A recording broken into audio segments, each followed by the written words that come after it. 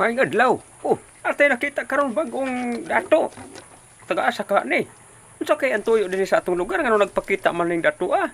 Basig sirad na po di atong kalsada ning tawhana. Ato ko ni pangutan-on dato. Kinsa ka? Paila ka namo aron dili mi mahadlok nimo. Dato. Ako di ay, may adlaw. Ako di ay si Dato Sungayan. Mo ni akong pangalan karon, Dato Sungayan. Usa ako sa maabilidad nga tao, daghan sa kog mga anting-anting na ako'y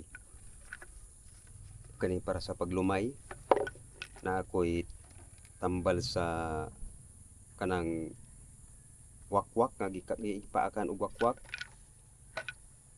bindita para sa mga kikik, na ako'y para sa barang. Kini mao'y pinakadabis sa tanan.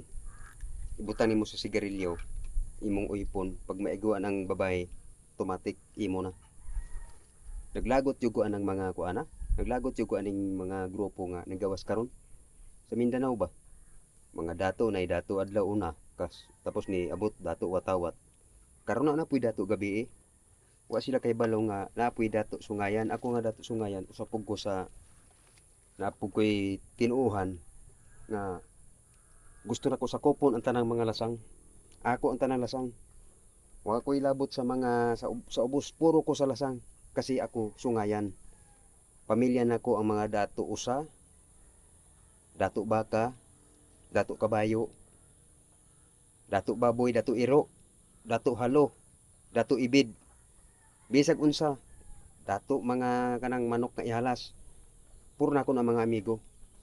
Kaning mga buangan ni mo pa ilang mga dato, ilang alihan ang kalsada. Unya pangayo og kwarta. Nabay dato nga ingana nga og dato ka dili ka mangayo og kwarta ngano ngay magkakwarta. Dili ka dato. Buang-buang man ang mga dato ana. Di jud kumuto nga dato na. Padato-datuan lang na. Kay og dato na sila, di na sila mang padlak og mga balay, matindahan. Ako dili ko mampadlak, abrihan ako ang kalasangan para sa tanang mga katawhan. Mao ni akong purpose, akong tumong sa akong paggawas karon.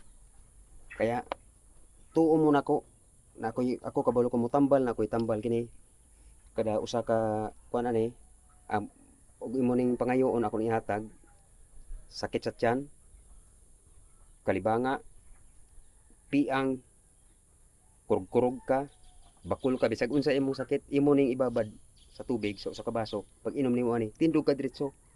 Mao ni akong tambal karon. Mao nga mahigala. Follow lang mo.